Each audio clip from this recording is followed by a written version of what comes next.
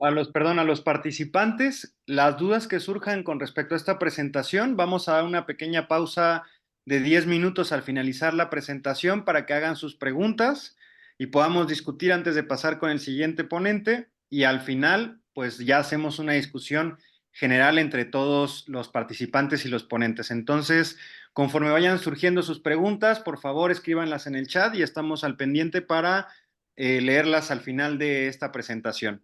Gracias. Listo, perfecto.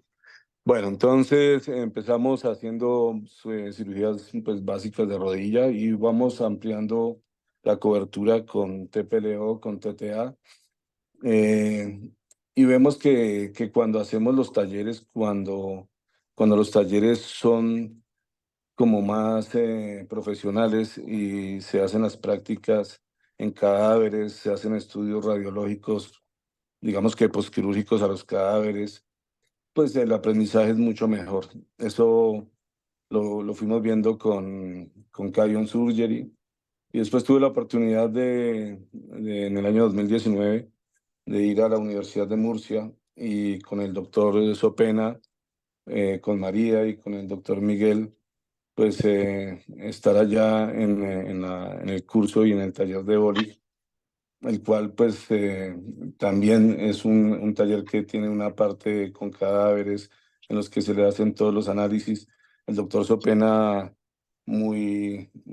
explica de una forma muy clara la técnica y eso nos lleva a ver que definitivamente la práctica en cadáveres es clave para desarrollar cualquier técnica, ¿no? Una vez que llego a Colombia, esta foto que está acá fue del taller que se hizo en México, en Guadalajara, en el 2022, si no estoy mal. Y vemos que sí, que cuando llegamos a Colombia hacemos una práctica en 4 o 5 cadáveres más, no me acuerdo bien. Y ya cuando empezamos a hacer la técnica en los pacientes, pues ya íbamos con mucha más confianza, ¿no? Eh, para nosotros, la clave para cualquier cirugía, sea TTA, sea TPLO, sea Embolic, es tener un buen diagnóstico, tener una prueba de cajón bien desarrollada, una radiología con la medición de los ángulos, pues que nos establezca cuánta desviación tenemos, cuánto está en el eje desviado, para poder así desarrollar la técnica. Este video es de un paciente que más adelante vamos a mirar. Se llama Dante.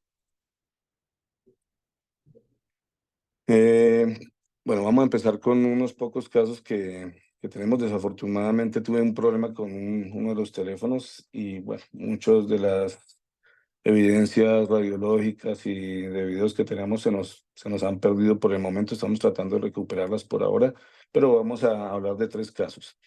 Este es un paciente que se llama Luna.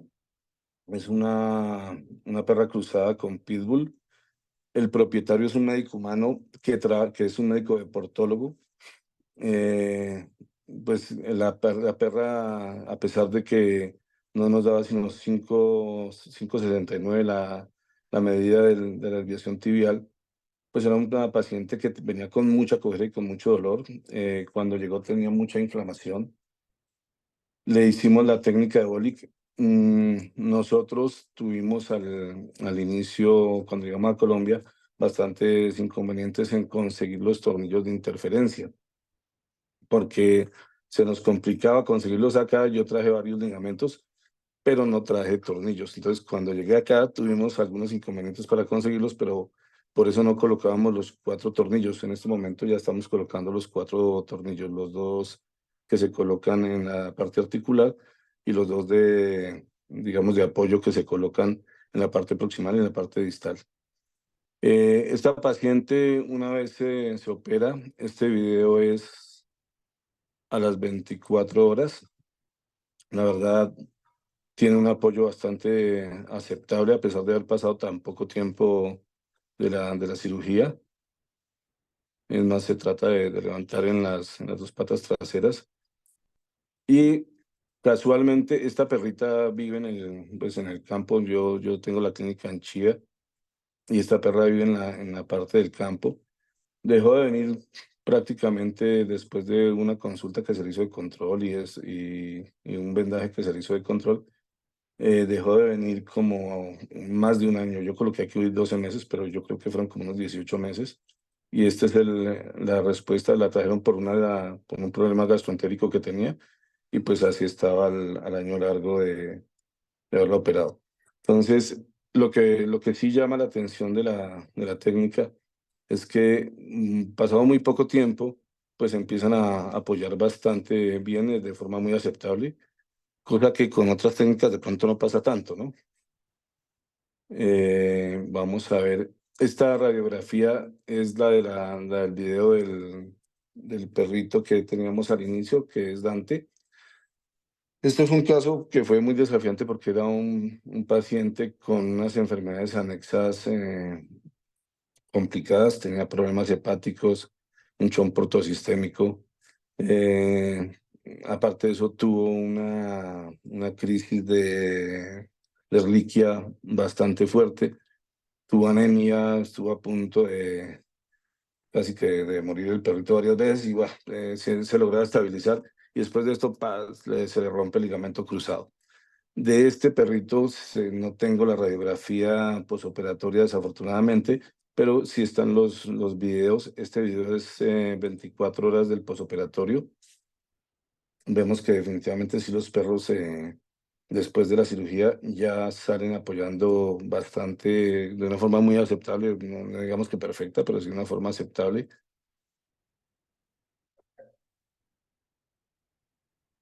Esta que está acá es un video del control a los 15 días. Nosotros les colocamos siempre durante 15 o 20 días un vendaje de apoyo, y en algunos casos, cuando lo requieren, colocamos una rodillera durante 15 días más. Y este es a los 30 días aproximadamente, más o menos. Ya el perrito está bastante bien. Este perro hoy en día ya no está en el país, está en Canadá. Me dicen que está muy bien. Este perro se operó esto fue en el 2020. Eh,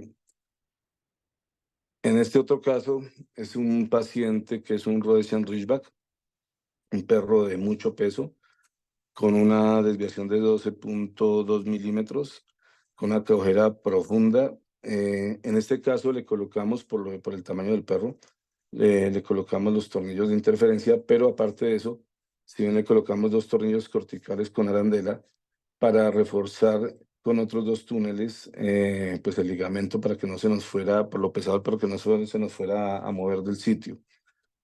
Este paciente, aparte de esa, de esa, digamos que esa condición especial del peso que tenía una artrosis degenerativa marcada ya en la rodilla. Era un perro es un perro, perdón. En ese momento tenía como 5 años. Se le coloca su ligamento con las fibras libres que quedan en la parte articular, y el paciente, aquí en este video podemos ver la prueba de tensión para ver que la isometría esté bien donde, pues en su sitio, que haya quedado el punto isométrico bien calculado. Y vemos que definitivamente al hacer flexión no hace presión sobre la sutura, ¿sí? Hoy en día yo todavía hago esa prueba.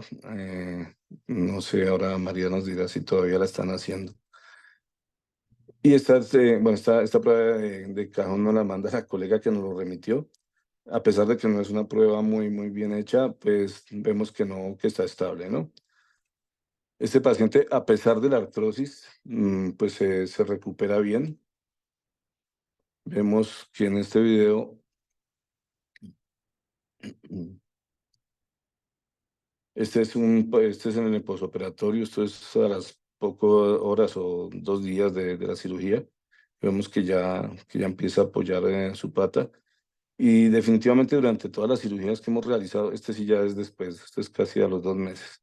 Este paciente se tocó operarle la otra pata después porque se le rompió el ligamento de la otra pata como a los 3 meses de operado. ¿Sí? Listo.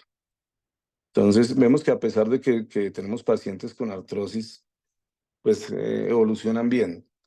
Yo creo que aquí que pues el éxito no depende solamente de una buena técnica, sino también de una buena elección y de la participación comprometida del propietario. Les voy a comentar el caso de esta foto. Este era un paciente de Doberman que tenía una artrosis degenerativa supremamente marcada, a pesar de que era un perro que no tenía más de 2 años, o 2 años y medio. Era un perro que lo tenían haciendo un deporte que se llama canicross, que se amarran el perro a la cintura y salen a correr con el perro. Y al perro le amarraban pesas en las patas para que hiciera músculo, supuestamente. El perro se le rompe el ligamento, se opera, y el propietario que, que pues toma una decisión, pues él solo, lo empieza a sacar a trotar con otros perros a los 3 días de operado. Nos manda las fotos, lo llamamos y le decimos, oye, no, por favor, deja que tenga su posoperatorio en calma, no lo esfuerces. Y la respuesta de él es que necesita tener el perro en las pistas pronto. A los 8 días nos mandaba un video con pesas amarradas en las patas y pues ahí ya entendimos de dónde venía la artrosis a tan temprana edad. Y pues nada, pues fue un desastre el posoperatorio de este perro. Terminamos haciéndole otra intervención y bueno, necesitamos que aparte de tener una buena técnica, de que los puntos isométricos queden bien colocados, que los tornillos queden bien, como bien ajustados en el sitio que deben quedar, necesitamos saber escoger a qué pacientes le podemos colocar esta técnica de quienes no. Cuando hay una artrosis muy marcada y el hueso es no es de buena calidad, yo diría que de pronto deberíamos pensar en alguna otra técnica, pero a pesar de que en el otro que tenía artrosis funcionó bastante bien. Pero sobre todo cuando no tenemos la participación comprometida del propietario, pues sí debemos pensar en, eh, en, en cómo ver que el propietario colabore de una forma muy directa y muy al favor del paciente, ¿no? Eh, Esta foto es del curso de bowling en Guadalajara, donde tuvimos la oportunidad de estar con María y el doctor Sopena. Yo le colaboré en el curso al doctor Guerrero de Argentina y fue también con cadáveres y creo que la experiencia con cadáveres es excelente. El curso que realizamos aquí en Colombia también me parece que fue bastante productivo para los que vinieron y también hubo práctica en cadáveres. Mm, bueno, yo por ahora me despido. Espero que pues todos estén bien y sigamos con la charla de los casos de boli. Bueno, muchas gracias, doctor, por su participación y por los casos que aportó el día de hoy. Si hay alguna, si hay alguna pregunta, por favor vayan escribiendo en el chat. Veo que entre los participantes, pues tenemos a varios médicos y cirujanos que realizan Éboli, que ya conocemos. Entonces, pues la idea también es eso, es compartir la experiencia que cada uno de ustedes tienen y tener estas discusiones para que todos podamos sacarle más provecho a estas pláticas. Entonces, bueno, si hay alguna pregunta, adelante, háganla o la pueden escribir y si les surge la duda más adelante, al final podemos retomar algunas de estas preguntas. Bueno, miren, llega una pregunta, doctor.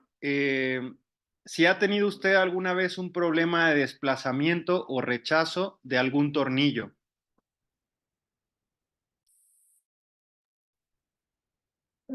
Sí, con el paciente que les mostraba, que les cuento que fue un desastre la cirugía, pero fue un caso excepcional, ¿no? Pues un perro que le amarran pesas a los pocos días de operado. Pues sí, no iba para ningún lado esa cirugía. Con los otros, con ninguno he tenido problemas de desplazamiento de los tornillos. Mm, a pesar de que al inicio solo colocábamos dos, lo que sí hacemos es que Tratamos de sostener la venda durante los primeros 15 o 20 días, inclusive a veces hasta el mes, dependiendo del caso, y después los mandamos con una rodillera por otro mes.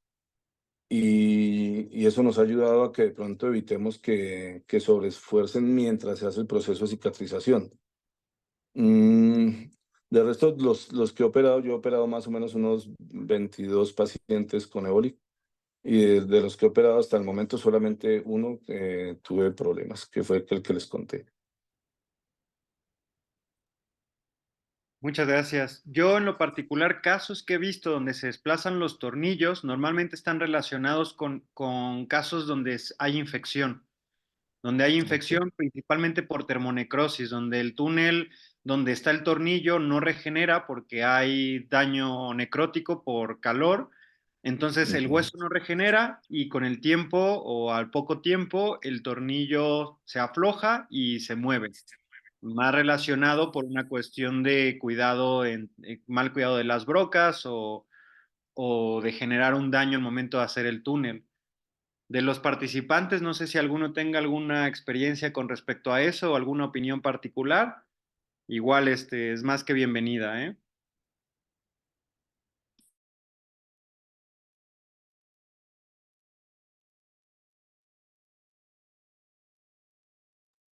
Bueno, entonces voy a presentar a nuestro próximo ponente el día de hoy, el doctor Julián Alberto Becerra Vargas.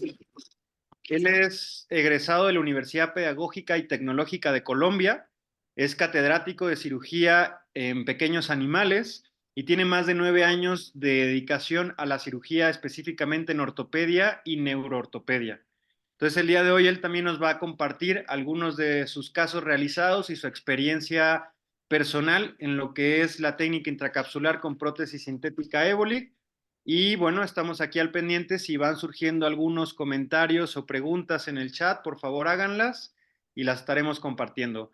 Doctor, le dejo el foro para iniciar su presentación. Gracias, doctor. Buenas tardes.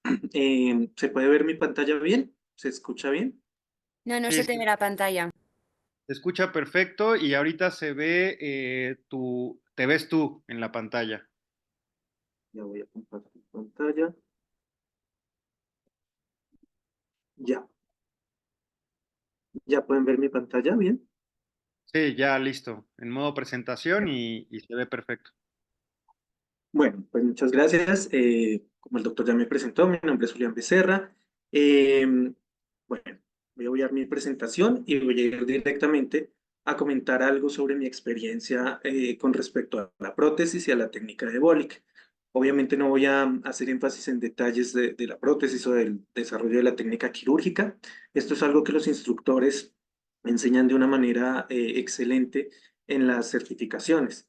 Particularmente yo pude hacer la certificación de Ebolic en diciembre del 2022 aquí en Colombia, bajo la dirección del doctor Fernando Ibáñez. Y como les comento, pues creo que fue excelente. Hubo práctica en cadáveres, las explicaciones son muy claras, las herramientas de apoyo, la información que se obtiene en este tipo de certificación fue excelente y eso me dio la confianza de comenzar a hacer la técnica muy rápidamente.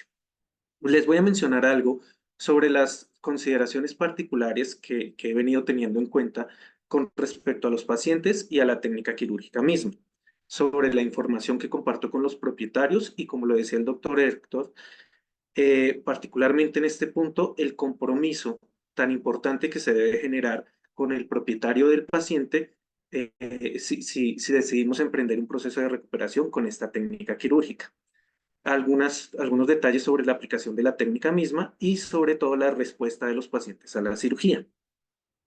Bueno, pues como cirujano yo considero que una de las mejores formas de conocer en detalle y de aprender sobre las patologías que tratamos es justamente aplicar las técnicas quirúrgicas, estudiar y aplicar las técnicas quirúrgicas, diferentes técnicas que existan para la misma dolencia. En el caso particular de la insuficiencia del ligamento cruzado craneal, pues tengo la posibilidad de aplicar también las técnicas de osteotomía, TTA, TPLO. He aplicado la técnica de la transposición del tensor de la fascia lata, obviamente la sutura fabulotibial. Y pues recientemente se encendió mi curiosidad por conocer y aplicar la técnica de Evolik.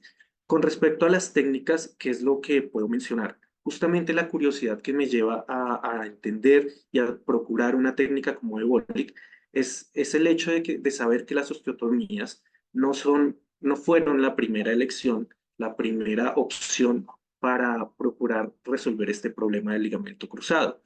Sabemos que se intentaron varias técnicas quirúrgicas de restablecimiento de la anatomía normal de la rodilla y debido a no lograr un desarrollo apropiado de implante o de técnica quirúrgica, es que se abrió la puerta a las técnicas de osteotomías, que son las que hoy en día son más aceptadas. Sin embargo, dentro de estas mismas técnicas también hay muchas particularidades en cuanto a que cada técnica tiene sus pros, tiene sus contras, tiene facilidades o complicaciones de aplicación. Personalmente creo que la TTA es una técnica muy fácil de aplicar, muy rápida de realizar, es muy versátil. eh, y todos sabemos que la TTA, particularmente después de la cirugía, el paciente puede seguir presentando algo de prueba de cajón, pero durante la marcha tienen una recuperación muy satisfactoria, una recuperación excelente. Suelen tener los pacientes a los que tratamos con TTA y eso hace que los dueños de los pacientes estén muy satisfechos.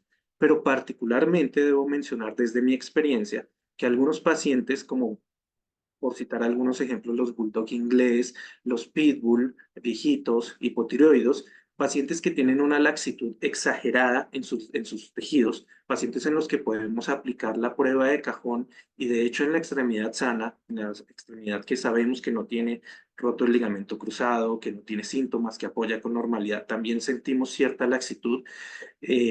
Son pacientes en los que personalmente he visto que la TTA no es suficiente para, para ofrecer ese bienestar que buscamos después de la cirugía. Son pacientes que pueden seguir claudicando después de la cirugía.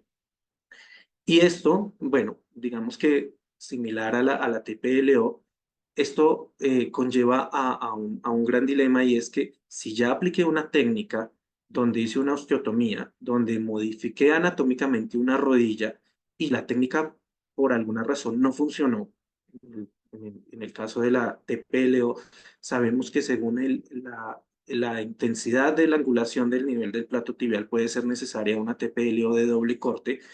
¿Qué pasa entonces en un paciente en el que aplico estas técnicas y después sigue claudicando? Ya tengo reducidas las posibilidades porque es difícil contemplar aplicar otra técnica quirúrgica sobre una rodilla ya modificada, en el caso de la TTA, sobre unos implantes que tal vez no pueda retirar.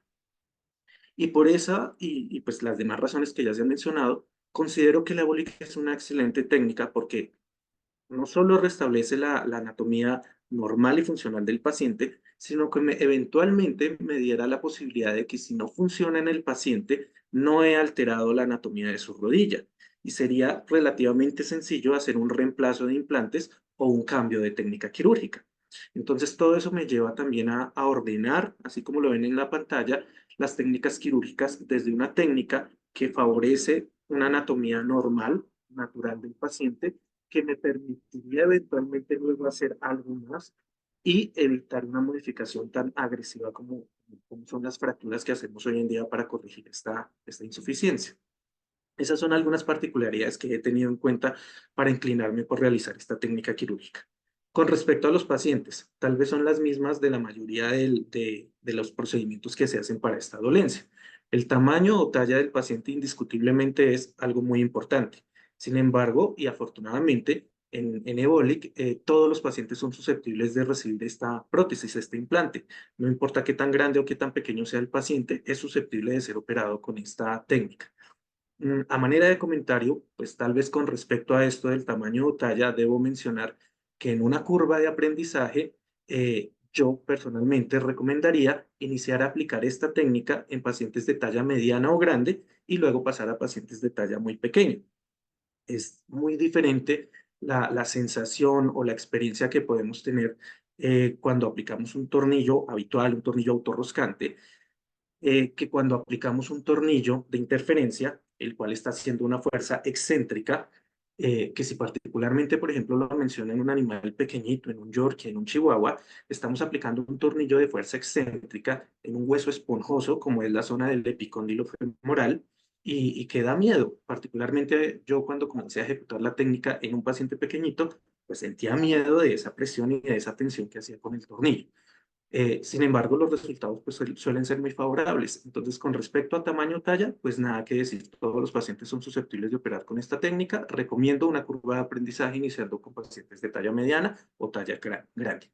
Con respecto a endocrinopatías, como cualquier intervención ortopédica, pues es importante investigarlas, diagnosticarlas, tratarlas adecuadamente, pero también generar un compromiso importante con el propietario sobre un tratamiento estricto de estas endocrinopatías, sobre todo porque aquí particularmente la endocrinopatía juega un papel importante en la aceptación o no de un implante, de una prótesis que va a estar en un espacio intraarticular. El doctor lo mencionaba ahorita también en su ponencia, una técnica como TTA o TPLO en las cuales solo vamos a esperar, además de la ejecución de la técnica, la consolidación del hueso, es diferente a una técnica en la que por toda la vida del paciente voy a saber que tengo una prótesis intraarticular y por eso es tan importante considerar las endocrinopatías. Sin embargo, tampoco es algo que haga una gran diferencia con respecto a las otras técnicas. Con respecto a los ángulos del plato tibial, particularidades anatómicas de los pacientes grandes, pequeños, tuberosidades tibiales altas, tuberosidades tibiales bajas, pacientes que hayan sufrido traumas anteriores, pacientes condrodistróficos, etcétera. Sí debo resaltar que otras técnicas quirúrgicas existen que tengamos que adaptar la técnica quirúrgica a las particularidades del paciente. Por ejemplo, en la TTA, a la altura de la tuberosidad tibial, en la TPLO, como lo mencionaba hace un momento, la pronunciación del ángulo puede exigir un doble corte. Y en Embolic, afortunadamente, pues lo que buscamos es restablecer una anatomía funcional normal con la que venía el paciente. De modo que si tengo un paciente que es condrodistrófico, que tiene algunas particularidades que me pudieran complicar las osteotomías, en el caso de Embolic, son particularidades que sencillamente debo restablecer buscando los puntos de origen y de inserción de su ligamento cruzado, tal como venía diseñado de fábrica de ese paciente, y que me reduce la modificación, la necesidad de modificar la técnica según esos ángulos y esas particularidades anatómicas. Con respecto a las consideraciones que menciono o que debo mencionar con el propietario, tal vez la más importante, al igual que lo decía el doctor, es ese compromiso que se debe hacer con los dueños de los pacientes, un compromiso muy serio con respecto a lo estricto del seguimiento de un tratamiento en diferentes aspectos.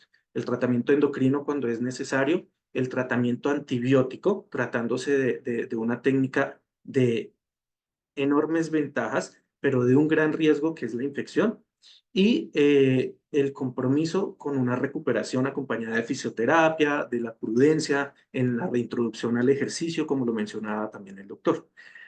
Mm, Sin embargo, pues hoy en día los propietarios ya tienen mucha información a la mano. Hoy en día cuando llega un propietario y se le da el diagnóstico del ligamento cruzado en su paciente, ya está lleno de información en la cabeza, la tiene a la mano, la tiene en el celular, la tiene por experiencia de conocidos.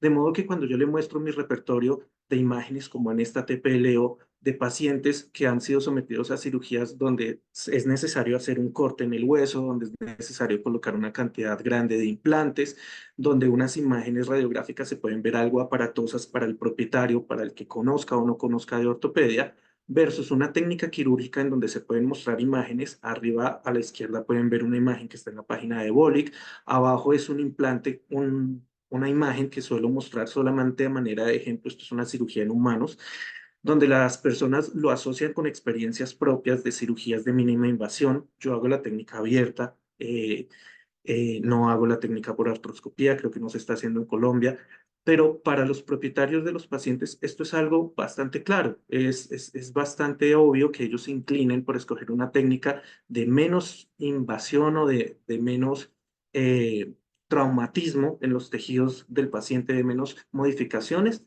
que una técnica que sí lo exija. Y obviamente ese debería ser el futuro de la técnica. Con respecto a la ejecución de la técnica quirúrgica, pues no es mucho lo que puedo decir. Acá tenemos dos ejemplos. A la izquierda ustedes pueden ver una rodilla grande, un paciente de gran tamaño con una artrosis bastante importante adyacente al surco patelar. Es un paciente que no presentaba luxación patelar, pero fíjense en esa erosión tan fuerte que tiene en las superficies articulares. En ese paciente, en una rodilla grande, fíjense la comodidad con la que se puede pasar el ligamento. En ese caso, pues el asistente de cirugía sostiene una parte del ligamento, que de hecho pueden ver cómo vienen unas envolturas que ayudan a mantener la asepsia, la esterilidad durante el acto quirúrgico. Y en la parte de la derecha pueden ver una rodillita pequeñita. Ese es un paciente mintoy, es un paciente en el que le estoy pasando el ligamento con ayuda de la guía de tungsteno que viene en el set, también sin ninguna dificultad. La manipulación es diferente. Fíjense que casi ni los guantes están muy untados de sangre. Es una técnica muy limpia en este tipo de animalitos. Lo único que puedo decir con respecto a la técnica quirúrgica es que hay que seguir exactamente los puntos que los instructores nos enseñan en las certificaciones. Es una técnica que ya está bastante desarrollada, bastante consolidada, en la cual los puntos a trabajar están bastante bien identificados y referenciados. Tener la referencia de puntos anatómicos es clave, y solamente seguir el paso a paso que ya está establecido de la técnica. Creo que no es nada más, eso es suficiente para aplicar la técnica. Obviamente no es una técnica para iniciar en ortopedia, se requiere cierta destreza para el manejo del taladro, para tener la certeza de dónde tú quieres ingresar y a dónde quieres que salga la aguja de guía, y solamente hasta tener estas agujas en una posición satisfactoria, no utilizar las brocas canuladas. Es lo único que puedo decir sobre la técnica quirúrgica. Por lo demás, es una técnica que me sorprendió porque la primera vez que la apliqué fluyó con bastante normalidad. Eh, Nada más. El set es bastante completo, creo que no se necesita más que el taladro y un par de separadores para poder ejecutar la técnica, porque todo el set está muy bien diseñado para hacer el paso a paso. Tal vez lo que a mí en persona me costó un poquito de dificultad fue reconocer qué tubo guía me funcionaba más para el paso de una u otra eh, para utilizar el tubo guía en el epicóndilo femoral o en la superficie tibial. Pero ya una vez reconocido el set de instrumentos, pues la técnica fluye por sí sola. Con respecto al posquirúrgico, las consideraciones que debo mencionar es que es muy estricto la programación de la fisioterapia. Suelo iniciarla a 24 horas posquirúrgicas. De hecho, en la planeación quirúrgica, desde antes de ejecutar la técnica, procuro que los propietarios ya saquen la cita con fisioterapia y que ya la cita esté programada para el siguiente día del proceso quirúrgico. Y también contar con un equipo de fisioterapeuta confiable con el cual pueda haber una retroalimentación de información, con el cual yo pueda dar recomendaciones de las particularidades que reconocí el paciente y retroalimentarme de la misma forma. Con respecto a la técnica de Bolick, a diferencia de otras técnicas quirúrgicas, yo de manera personal recomiendo como más prudencia en los ejercicios de fuerza. La recuperación de la masa muscular es importante, pero todavía estoy en esa fase en la que prefiero exagerar en la prudencia y reducir los riesgos.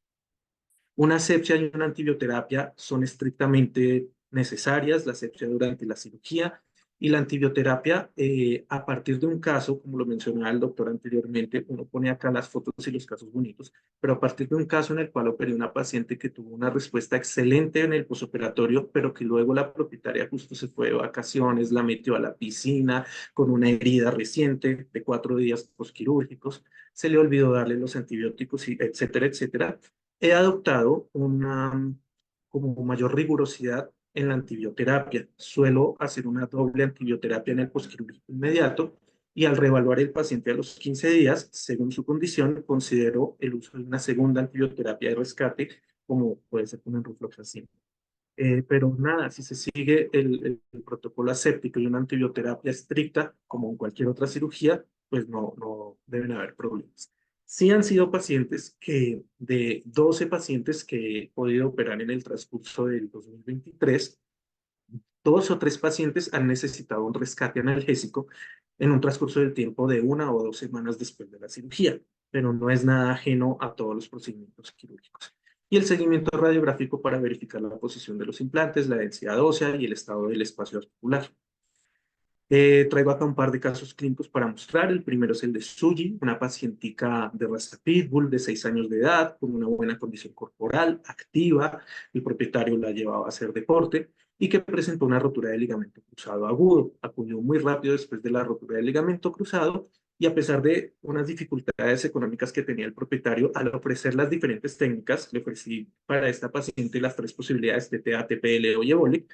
Él optó por realizar Embolic porque sencillamente entendió que sus beneficios eran más apropiados para su paciente, para su perrita, que los de las otras cirugías.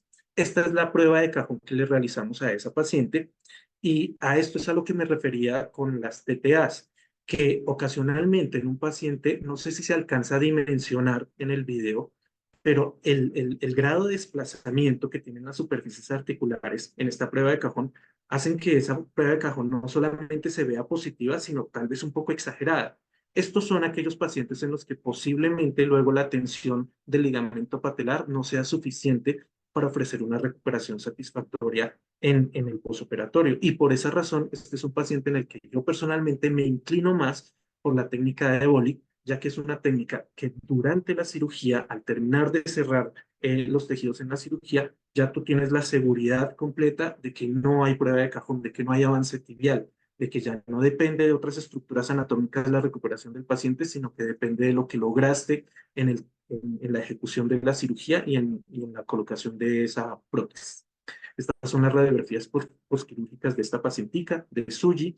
Esta no quedó muy bien posicionada, pero logramos una adecuada colocación de implantes, del ligamento. Y estos son los videos postquirúrgicos. En este primer video se pueden dar cuenta de cómo estaba comenzando a apoyar su patica con solamente 24 horas de postquirúrgico. Esta es la primera sesión de fisioterapia que les mencionaba que se programó desde antes de ejecutar la técnica quirúrgica y ya personalmente creo que el nivel de apoyo de la paciente es excelente. En este otro video pueden observar un apoyo al tercer día postquirúrgico, está en un ambiente amplio, está un poquito coja. Pueden ustedes observar una tricotomía en la base de la cola porque suelo hacer esta técnica quirúrgica con un bloqueo locorregional epidural sacrococcigio. Creo que es excelente para esta técnica quirúrgica. Y este es un video de la evolución de esta pacientica a los 15 días del postquirúrgico, donde ya estaba por allá en el parque, tratando de correr hacia otros perros. Creo que la recuperación, pues, las imágenes hablan por sí mismas. Este es un segundo caso, un poco particular, de una paciente Bernés de la montaña, de 5 años nada más, con una sobrecondición corporal importante, sedentaria, todo lo opuesto a la paciente anterior, con una rotura del ligamento cruzado crónico, una claudicación que reportaban los propietarios crónicas, y que cuando la paciente se presentó a consulta ya tenía una atrofia muscular bilateral bastante importante. Y durante ese abordaje ortopédico que hicimos, pues reconocimos que la paciente era hipotiroidea. Por tanto, fue un caso muy importante en el cual tuvimos que exagerar en aquel compromiso que les mencionaba con los propietarios y con toda la recuperación y lo necesario para una recuperación satisfactoria. En esta paciente, como pueden ver, observar en este primer video, el ligamento estaba roto, estaba engrosado, también tenía, esta es la paciente de los signos de artrosis periarticular, una artrosis bastante fuerte, y este es el transquirúrgico, este es el ligamento que le colocamos un L2, en ese momento la paciente pesaba 50 y tantos kilos, después de iniciar el tratamiento para el hipotiroidismo, bajó a 40 y tantos kilos, y estos son algunos de los videos postquirúrgicos. Esta paciente tuvo la mala fortuna de que se le operó primero una extremidad, creo que fue la izquierda, y tan solo mes y medio después rompió el segundo ligamento cruzado. Los propietarios estaban muy satisfechos con los resultados de la cirugía y solicitaron que se hiciera rápidamente la segunda cirugía con la misma técnica. Este es un video donde ya llevaba unos días más de recuperación, creo que eran alrededor de 20 días.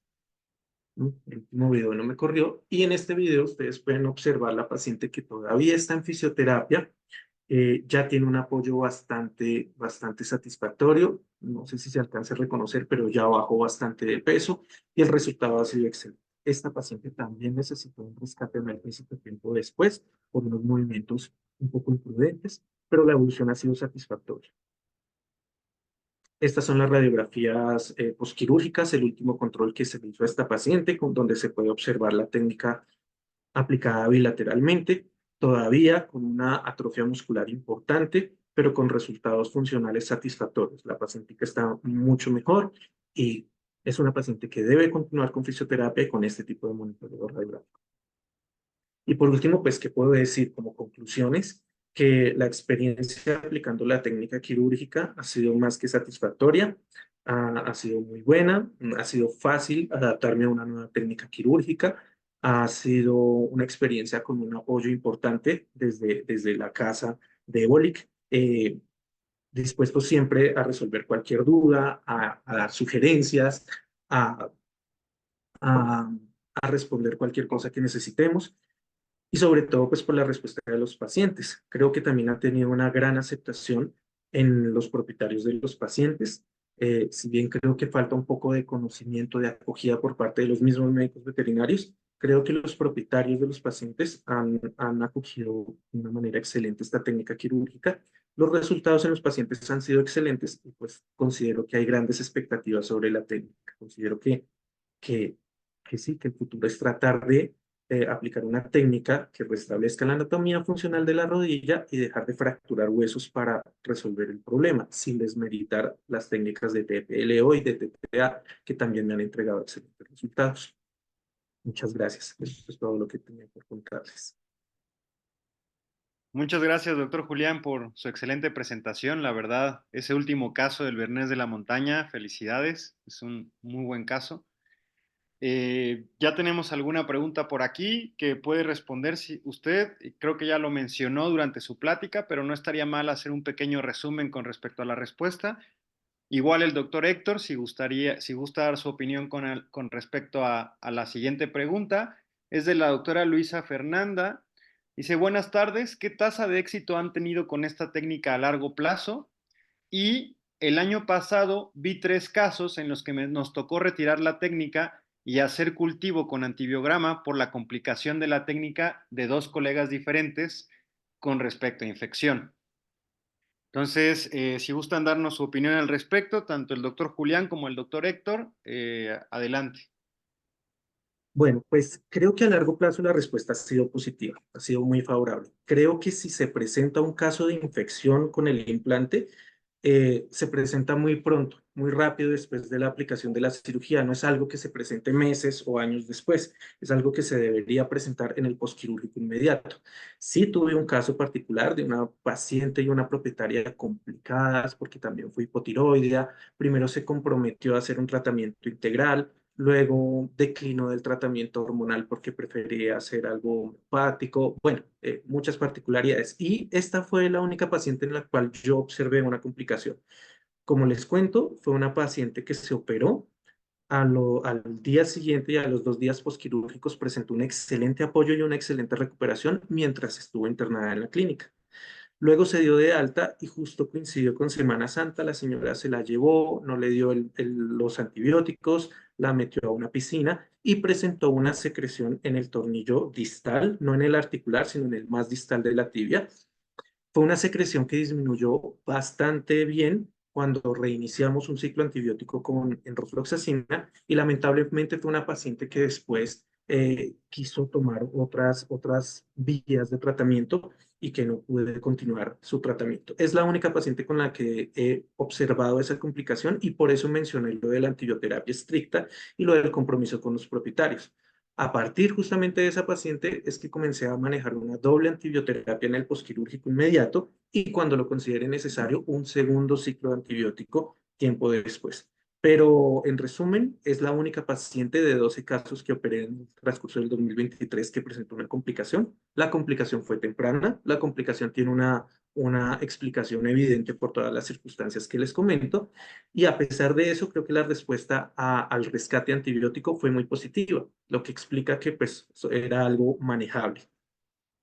Por los demás, son pacientes que han presentado una excelente recuperación y en resumen, creo que si se presenta alguna complicación de infección es aguda. y depende tanto de la antisepsia en el transquirúrgico como del manejo del posoperatorio inmediato del paciente. Doctor Héctor, ¿tiene Hola. un comentario?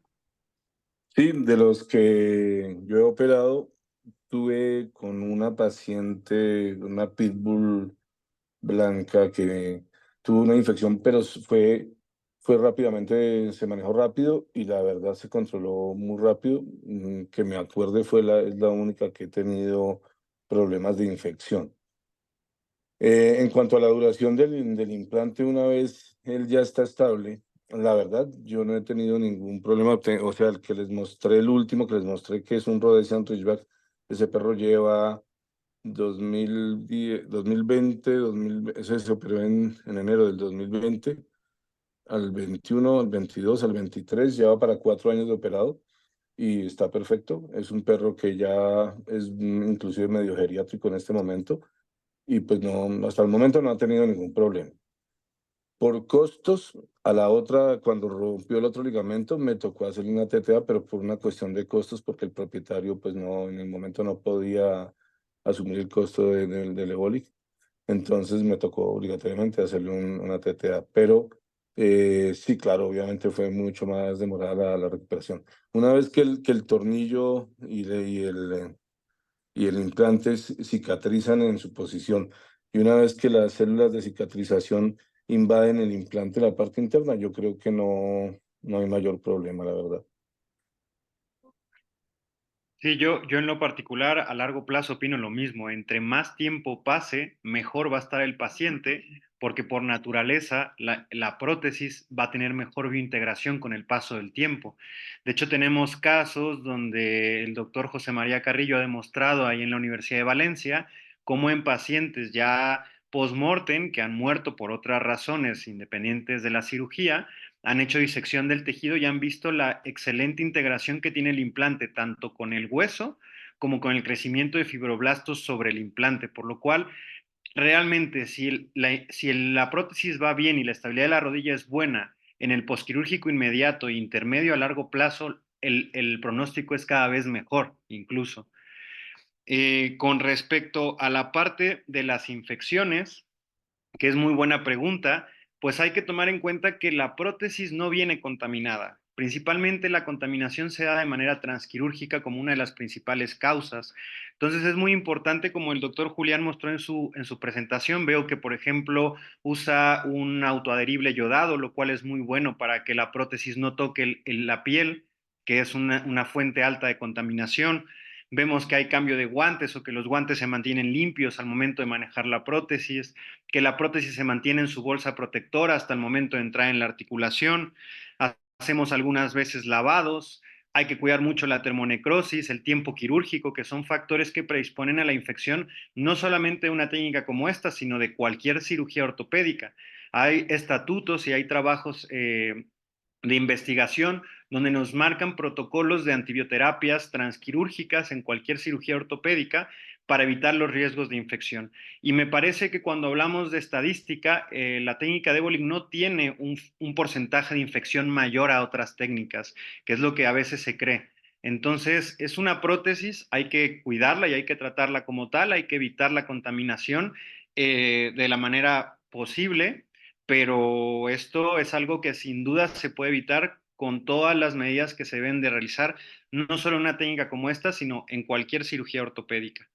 Me parece una buena pregunta, doctora Luisa, si más adelante, conforme va pasando esta plática, nos da un poquito más de información de esos casos y su experiencia con respecto a qué tan difícil fue quitar la prótesis, cómo vieron la radiografía al momento de que llegó el paciente, porque muchas veces esas infecciones pueden estar dadas por termonecrosis y lo vemos en las radiografías. Si la infección fue intraarticular o fue una infección superficial de la zona de la herida, todo esto es importante saberlo. También he visto que hay pacientes donde no se cierra la fascia por encima del tornillo, el tornillo roza con la piel, al paciente le molesta, el paciente se lame y se genera una infección en la herida quirúrgica. Entonces son cosas que hay que cuidar también, que al paciente no tenga dolor, que no se moleste la herida. También lo que mencionaba el doctor Julián sobre el rescate analgésico, a mí me ha sucedido también no con Ébolic, sino en general con varias cirugías, tanto como TPLO, TTA o Ébolic, que se da en pacientes que se recuperan muy rápido, que no tienen dolor, que tienen buena estabilidad, empiezan a pisar muy pronto y entonces retroceden un poco en su mejoría, simplemente porque el paciente apoyó demasiado y demasiado rápido. Entonces es normal que la articulación que está en un proceso de recuperación, en un proceso de cicatrización, se inflame si el paciente está pisando con mucha seguridad. Entonces por eso también el reposo y la fisioterapia en el posquirúrgico inmediato es importante. Entonces, si más adelante, doctora Luisa, puede darnos un poco más detalles de sus casos para poder seguir discutiendo al respecto y tener la opinión de los doctores, sería excelente. Hay otra pregunta, doctor Julián, excelente presentación. ¿Cuáles son los signos de rechazo de los implantes y de qué manera podemos identificarlos? ¿Cada cuándo se recomienda realizar radiografía en estos pacientes? Y a partir del ultrasonido, ¿se podría identificar algún tipo de infección intraarticular? Bueno, con respecto a los signos, que son los signos de la mayoría de rechazos a cualquier implante ortopédico. Eh, Como les mencionaba, es la única paciente en la que yo he visto un caso como tal y desarrolló una fístula adyacente justamente a la zona que les comento, al tornillo distal de la tibia, no al articular, sino al más distal. Con respecto a los signos radiológicos, pues radiolucidez alrededor del implante ortopédico.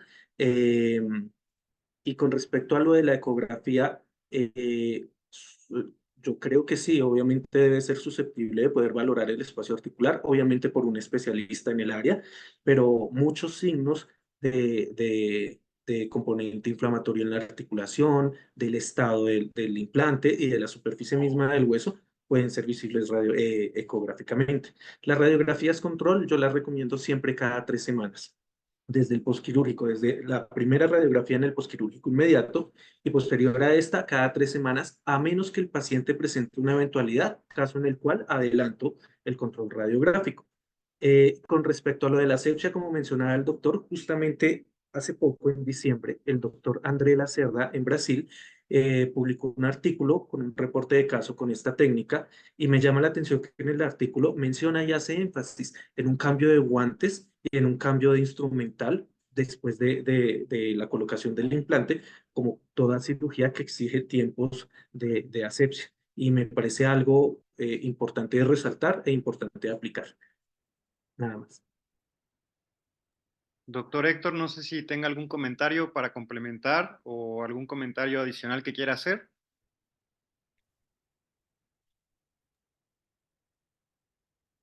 Yo, con respecto a la pregunta, bueno, disculpe, sí, adelante.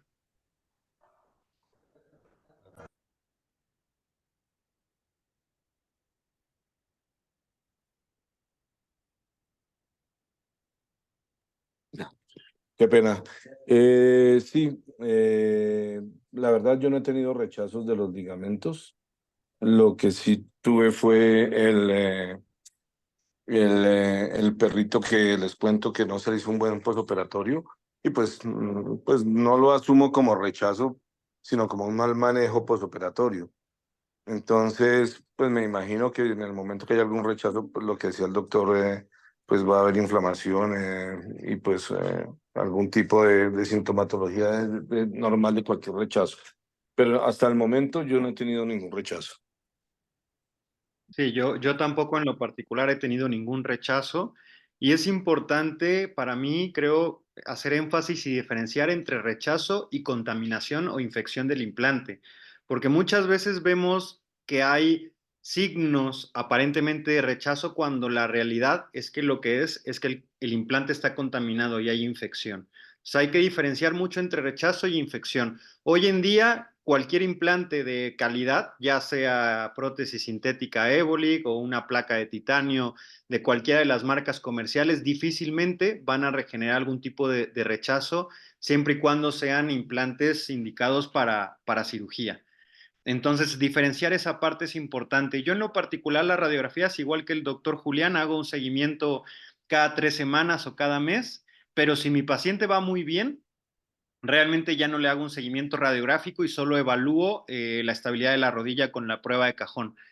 y una vez que en la radiografía vi que los túneles que se ven radiolúcidos en un inicio ya recuperan su radiodensidad normal, ya no le hago un seguimiento radiográfico más que a largo plazo para ver la evolución de el posible desarrollo de artritis que puede presentar el paciente.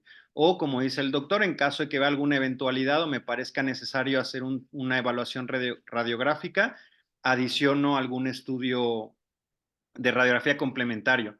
Y con respecto a la pregunta del ultrasonido, totalmente. El ultrasonido te puede identificar cambios relacionados a infección, pero hay que tomar en cuenta que se tienen que complementar con una artrocentesis y un cultivo y antibiograma. Pero el ultrasonido lo que nos va a permitir ver es el aumento del derrame intraarticular con una cogenicidad un poquito más densa o heterogénea, que haría referencia a la presencia de líquido con celularidad alta, que iría relacionado a infección. Pero hay que complementar, no solamente con el ultrasonido. El ultrasonido va a hacer referencia de que hay una articulación inflamada, de que hay contenido líquido, de que este líquido puede ser celular, pero se tiene que complementar el diagnóstico de infección con artrocentesis y antibiograma. Otra pregunta del doctor Brian Duarte es: hola, buenas tardes, ¿cuánto puede costar un procedimiento de Ebolig en Colombia al propietario?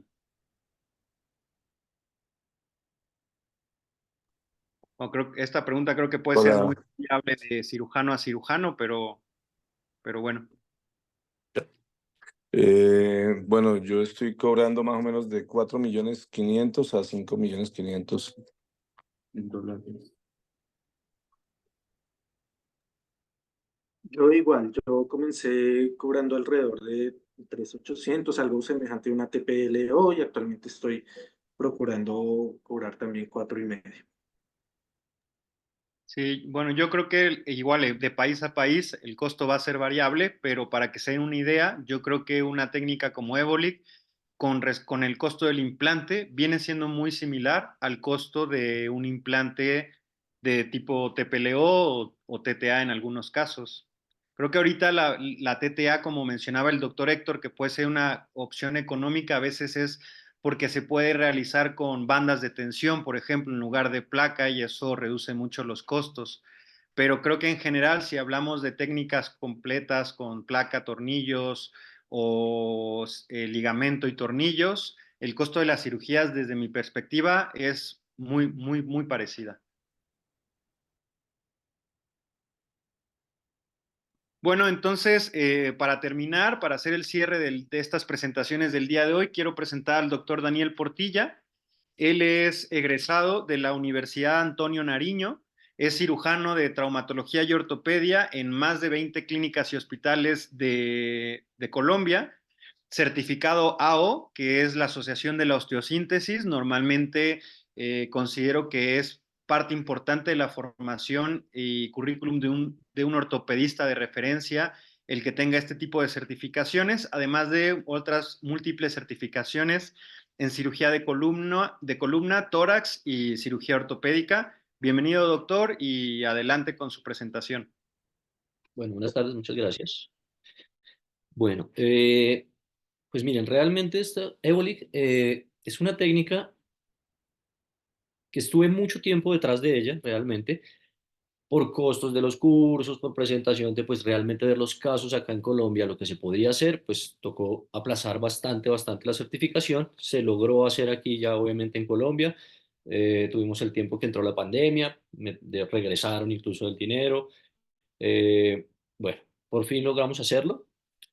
En el momento tengo, bueno, 11 casos, en las diapositivas tenemos 10 casos realmente presentados. Esta semana se operó otro, donde tenemos de esos 11 casos, 9 casos exitosos, ¿ya? De pronto no tenemos, incluso con el doctor Julián, pues que hicimos la certificación los dos acá en Bogotá, no tenemos el mismo tiempo de valoración de los pacientes posquirúrgicos como de pronto el doctor Franco, por el tiempo que llevamos de haber hecho el curso. Pero para el tiempo que llevamos, yo llevo al mes de haber hecho la certificación, hice los 2 primeros pacientes. Eh, Realmente al día de hoy he hecho seguimiento de todos y los 9 realmente han sido muy buenos. Importante, pues ya lo que pues, tener la presentación final realmente me deja con muy pocas palabras, más que pues solamente dar los casos clínicos. Los pacientes se recuperan bastante bien, bastante rápido, ¿ya? Es importante tener, bueno, acá, de todos mis pacientes que les hago la valoración ortopédica, la mayoría en mis estadísticas de consulta eran Pitbull, Staffordshire, todas estas líneas. Acá, obviamente, en la presentación tenemos que los perros que he operado, pues creo que solo tengo uno o dos perros Pitbull, ¿ya? Hicimos pues, una estadística, tenemos edades variables, obviamente, cachorros pues no tenemos, cachorro normalmente se abulsiona. El tiempo de evolución, acá pues obviamente sabemos que es una técnica un poco más costosa, ya no todo el mundo puede acceder Secretario rápido. y que lo pague. Toca pedirle autorización. Ese cosito, gracias. Por favor, sus micrófonos si los pueden mantener apagados para no interrumpir al doctor. Muchas gracias. Ya, entonces, no todo el mundo tiene acceso pues rápidamente a corregir el ligamento cruzado en su perro, en su mascota. Entonces tenemos una tablita acá donde nos muestra tiempos bastante variables y eso también va a depender un poco de la recuperación. Adicional a eso, condiciones adicionales. Entonces tenemos perritos que han tenido luxación patelar. Tengo pacientes que tienen TTA, otros que tienen TPLO en la rodilla contralateral y se ha decidido pues obviamente hacer esta técnica de Ébolic en la otra rodilla. Tengo perros con doble Ébolic también y pues claro, los resultados son variables en el postquirúrgico, pero al final resultan siendo pues bastante similares, que es un apoyo ideal del paciente y un propietario pues contento. Regala la siguiente, por favor.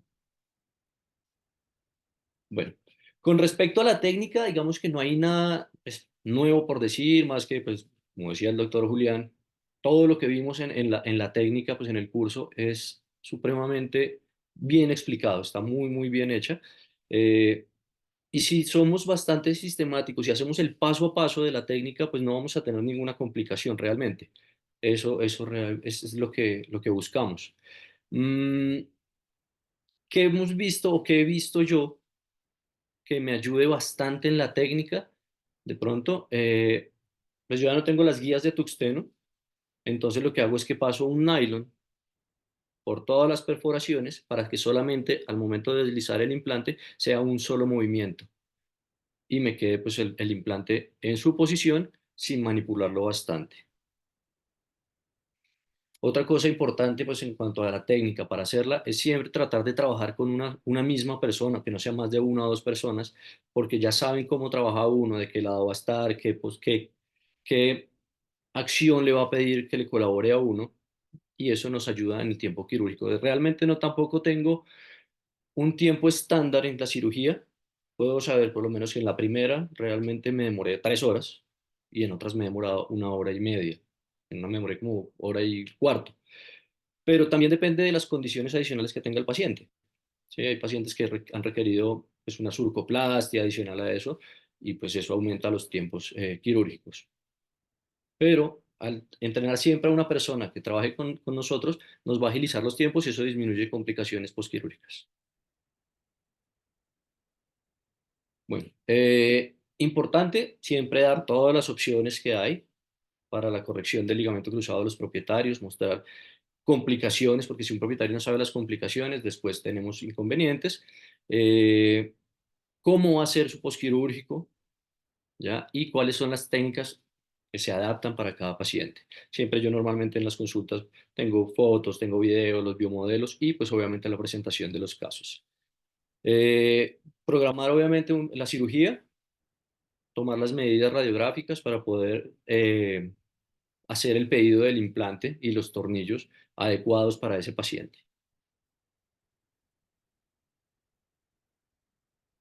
Listo.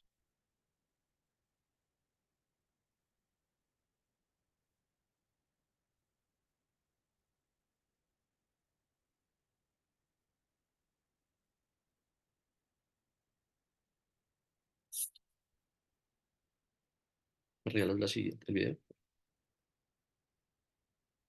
Bueno, pues acá tenemos un paciente con su cajón positivo, con presión tibial positiva.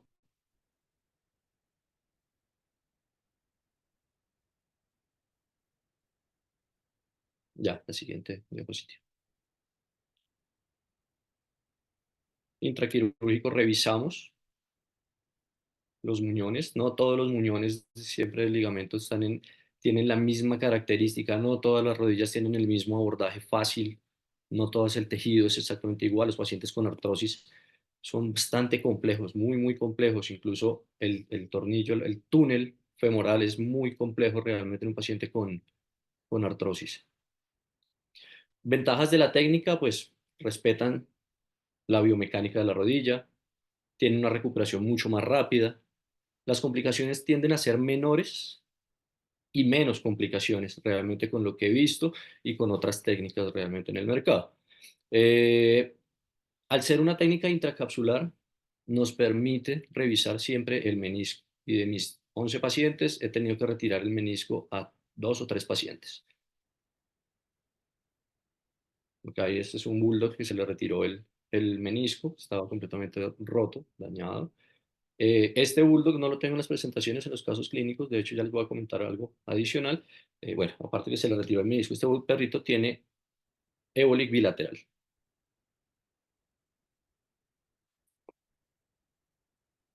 Bueno, Lía fue el segundo paciente realmente que operé. Esta perrita tenía una TTA en la rodilla contralateral, pues no sabemos si el posoperatorio fue adecuado o no. El hecho es que la perra cojea bastante, le duele bastante esa rodilla, los cambios degenerativos a nivel radiográfico de esa rodilla son bastantes. Tuvo su ruptura de ligamento, eh, se decidieron por el éboli, donde la perra pues, tiene una claudicación 4.45 y se operó a los 8 días. Aquí está la radiografía de cómo quedaron los túneles. Este video es de la perra a las 48 horas. Normalmente les hago a las 48 horas un video de apoyo y sobre el mes.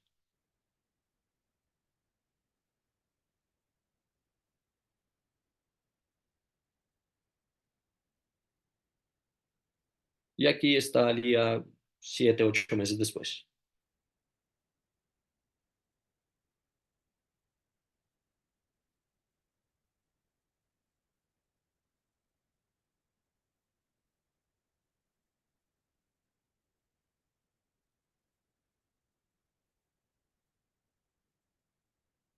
Mishka, una siberiana, pesada, bastante.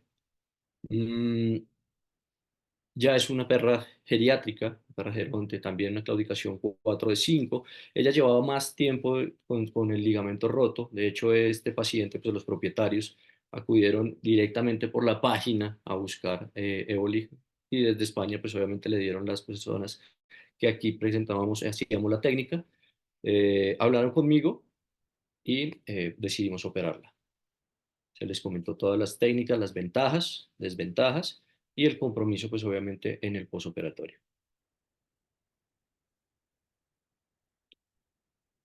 Primer video, 48 horas.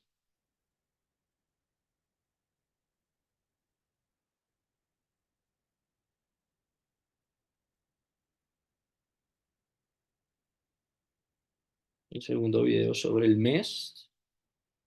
Una perra bastante ansiosa. Nos tocó darle CBD para tratar de ayudarle un poco a bajar la ansiedad porque el posoperatorio era bastante complejo y el propietario lo sabía. Y este video lo solicité para poder hacer la presentación.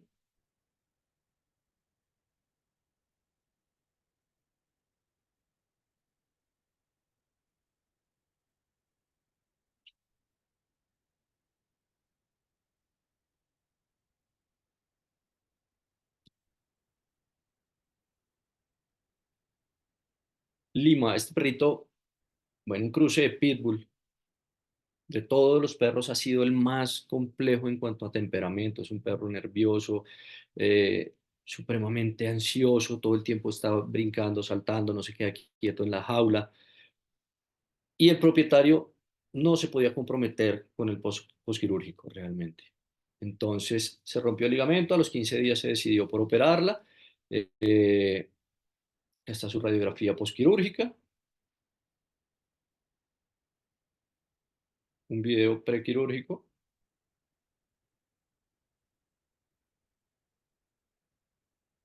Es evidente su claudicación.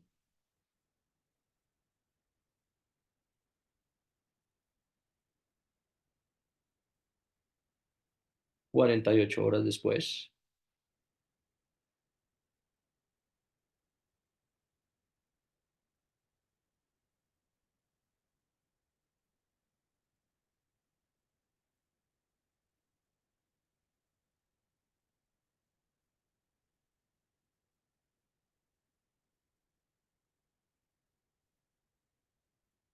Como la tuvimos en la clínica durante casi 20 días, porque además pues, estuvo estas fechas de diciembre y la propietaria salió de viaje, la dejó en una guardería medicada,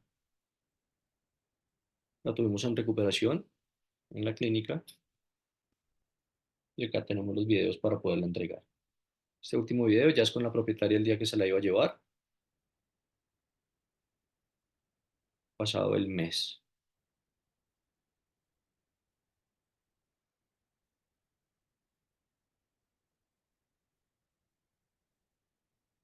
Bueno, los demás casos pues realmente son iguales, tenemos los videos 48 horas al mes y todos apoyando muy bien. De las complicaciones que he tenido, una me surgió esta semana, e incluso tengo pues un gran agradecimiento con María porque pues siempre está pendiente de todo lo que, de solucionar dudas. Y este perrito, el Bulldog que les comentaba anteriormente, se recuperó muy bien y muy rápido de la primera rodilla. A los 2 meses operamos la segunda rodilla. Es de un amigo, un colega, y el perro es muy cansón y se tiró de la cama a los 4 días del postquirúrgico, de la cirugía. Se tiró de la cama, a los 8 días estaba muy cojo, pero no tenía cajón positivo. Tomamos radiografías, los tornillos estaban en posición y lo revisé esta semana y ahora me da cajón positivo. Lo más probable es que el implante se corrió, se cedió.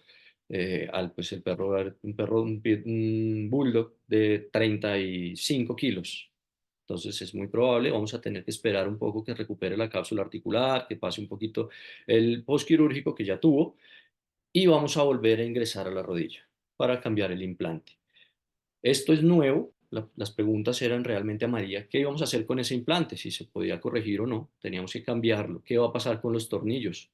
Si cambiamos los tornillos, si va a ser complejo quitar los tornillos o no.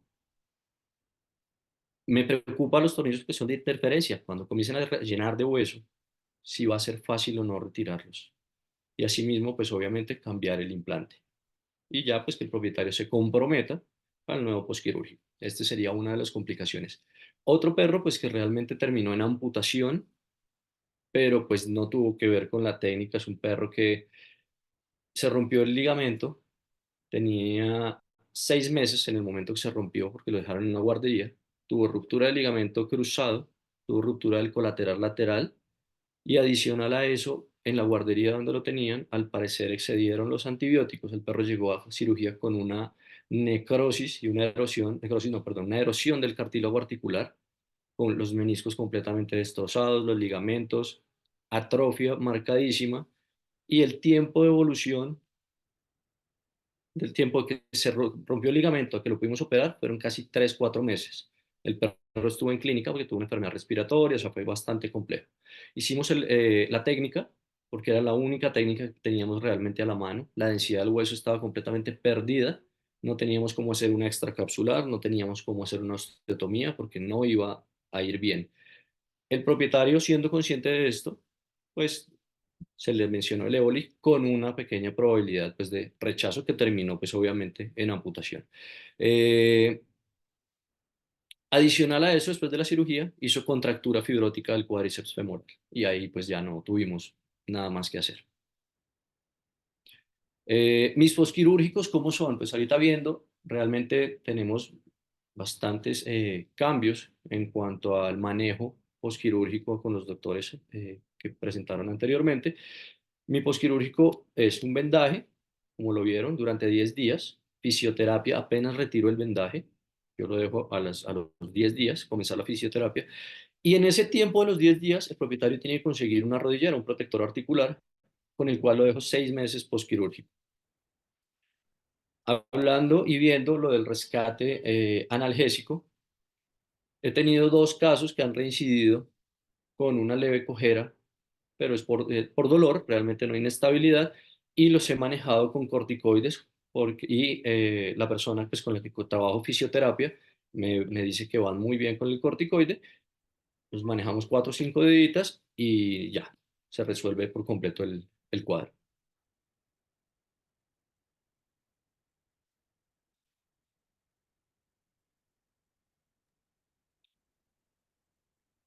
Muchísimas gracias. Muchas gracias, doctor Daniel. Bueno, muchas gracias por la presentación. Ahorita veo que mencionabas también sobre estos casos que tienen luxación patelar y el ligamento cruzado roto, cómo realizas la técnica de Evolig y no sé, bueno, obviamente aquí en caso de luxación patelar depende mucho la razón por la que se luxe la patela y el tipo de deformidad angular que tenga.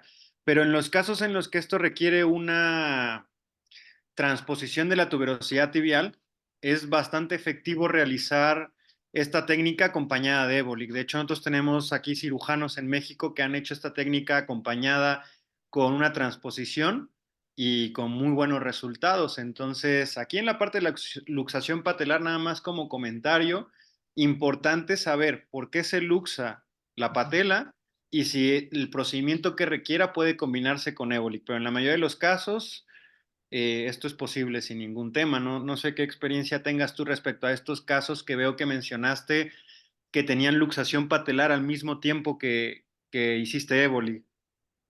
Bueno, estos pacientes, solamente a uno le hice transposición de la tuberosidad tibial, que me daba bastante desconfianza hacer el tornillo transverso tibial, perdón, el tornillo articular tibial, porque al momento de hacer el corte de la cresta tibial, fuera de pronto a tener pues una cercanía del corte con el tornillo. ¿Eh?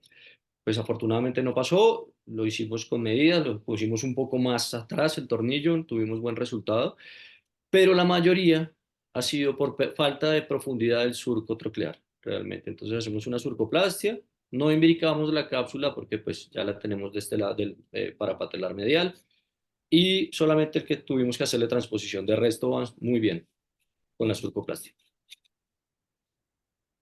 Vale, muchas gracias. Igual, yo nada más para recalcar lo que mencionaba ahorita el doctor, el evaluar los meniscos, creo que es importante, siempre, siempre un tratamiento completo de la ruptura del ligamento cruzado incluye la evaluación de los meniscos. Entonces, creo que muchas veces es un error que con algunas osteotomías modificadoras de la biodinámica, como trabajamos el hueso nada más, algunos cirujanos optan por no hacer una artrotomía exploratoria o no evaluar los meniscos y creo que eso es un error. No importa qué técnica utilicemos, siempre como recomendación muy personal y creo que por un alto porcentaje de colegas hay que evaluar los meniscos porque los meniscos se lesionan con mucha frecuencia en pacientes con el ligamento cruzado roto.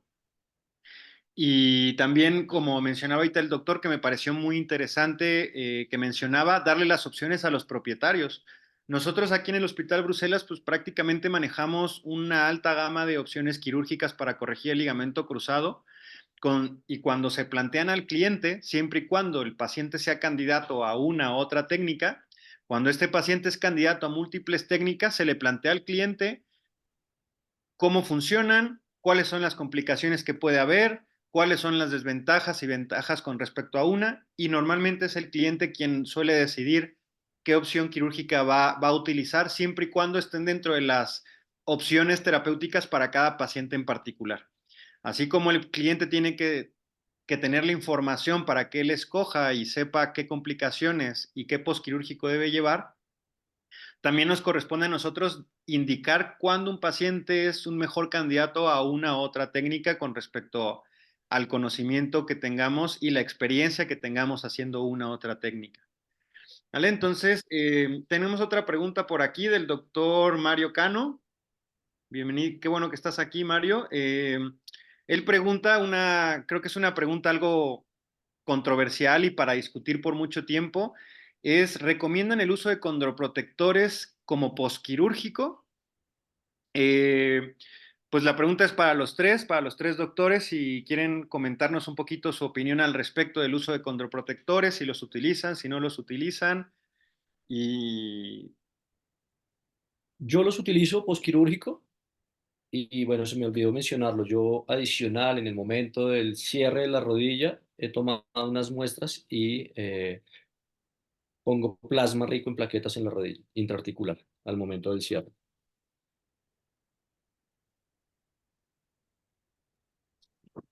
Hola, ¿cómo están? Yo coloco condroprotectores en casos de perros ya de cierta edad, 5 o 6 años para arriba. Prefiero suministrarlos. Y si son jóvenes, la verdad no los utilizo. Hola, yo particularmente sí suelo recomendar el uso de condroprotectores. Por recomendación de mi anestesista, los suspendemos 1 o 2 semanas antes del procedimiento quirúrgico porque existen reportes que indican que pueden aumentar el sangrado transquirúrgico y esta es una técnica algo cruenta en pacientes grandes, pero lo retomamos después del postquirúrgico. Si el paciente no tiene artrosis, utilizo solamente los condroprotectores habituales. Si el paciente ya tiene artrosis, recomiendo el colágeno tipo 2. nosotros en lo particular, cada vez que es posible, después del procedimiento quirúrgico, una vez cerrada la cápsula, aplicamos una dosis de ácido hialurónico intraarticular, lo cual está reportado, indicado que restaura todo el líquido intraarticular bueno, todo este líquido sinovial que se pierde durante el procedimiento y ayuda a que la rodilla se mantenga mejor lubricada en las primeras horas posquirúrgicas. También adicionamos condroprotectores, protocolos de condroprotectores inyectados, intravenosos e intramusculares, con secuencias de cada 18 meses, hacemos algunos ciclos y condroprotectores orales también los manejamos de manera crónica, que esto es la parte más discutida entre los condroprotectores orales, si funcionan o no. Nosotros en lo particular lo utilizamos. Se dice que entre más artrósica está la rodilla, menos es la respuesta al tratamiento con condroprotectores, pero hay que considerar que muchas veces estas rodillas que tienen enfermedad degenerativa, las articulaciones cercanas a la articulación dañada compensan. Entonces, mucho este tratamiento condroprotector va más enfocado a la articulación que está sobretrabajando por esta rodilla enferma. Platicando en algunos congresos con médicos como Kenneth Brucker, por ejemplo, que son médicos con alta experiencia en este tipo de temas, él mencionaba que hasta la fecha no hay evidencia científica contundente de que los condroprotectores orales puedan funcionar. Sin embargo, él mismo dice que utiliza condroprotectores orales para sus perros. Entonces, esto lo dice porque ante la falta de evidencia científica de que funcionen o no funcionen, si hay una posibilidad de que alguna ayuda le traiga a mi paciente o a mi mascota, yo optaría por dárselo también. Entonces, nada más tomar en cuenta eso. La parte de los condroprotectores orales son un poco discutidas, pero los condroprotectores intraarticulares están demostrados que tienen buena efectividad. Tenemos aquí otra pregunta, el doctor Carlos. ¿Nos da respeto el uso de corticosteroides con esta técnica? Supongo tomando en cuenta la parte del efecto inmunosupresor que puede tener un corticosteroide y el riesgo de infección. No sé si se refiere a eso, pero bueno, la pregunta es esa. ¿Nos da respeto el uso de corticosteroides con esta técnica? Yo me imagino, doctor Daniel, será para usted que mencionaba Sí, ahorita. normalmente este uso ya, o sea, los utilizo realmente es sobre los 15, 20 días que de pronto el paciente ya tiene un apoyo bastante bueno y el propietario ya comienza a sacarle un poco más, a darle un poco más de actividad física y el perro comienza a cojear. Revisamos si hay una leve inflamación de la cápsula, la rodilla es un poco inflamada y lo manejo en ese momento. Entonces, digamos que ya el tema inmunosupresor, por el tema de infección, ya tuvo que haber sido solventado por completo. Entonces, solamente lo utilizo como analgésico y antiinflamatorio. Sí, yo en lo particular, muy en lo particular, y no hablando de Ebolik, mi primera elección de un desinflamatorio es un AINE siempre. El corticosteroide, pues no me parece malo, pero no es mi primera elección. Supongo que como mencionabas en tu caso, es un caso muy particular también.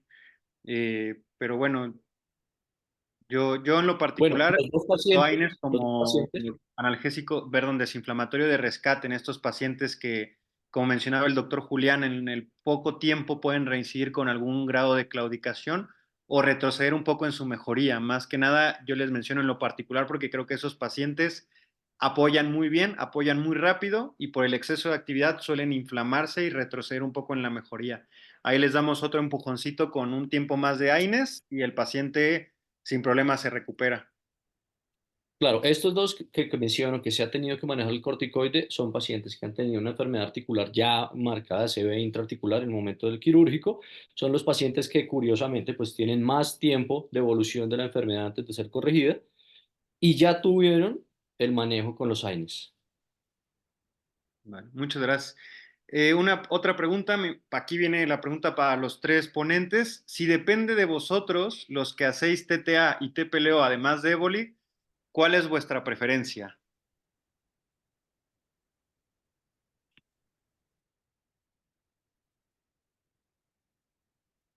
Bueno, yo particularmente estoy prefiriendo un poco más Eolic. Sin embargo, cada paciente tiene sus particularidades y cada propietario también. De modo que si yo les ofrezco normalmente las diferentes técnicas quirúrgicas, en perros grandes TTA, TPL o Eolic, en perros pequeños TPL o Eolic. Y, y pues como lo decía, la mayoría de propietarios como que entienden y optan por esta técnica por la lógica que tiene. Yo personalmente estoy como ya tendiendo a hacerla mi favorita en lo personal.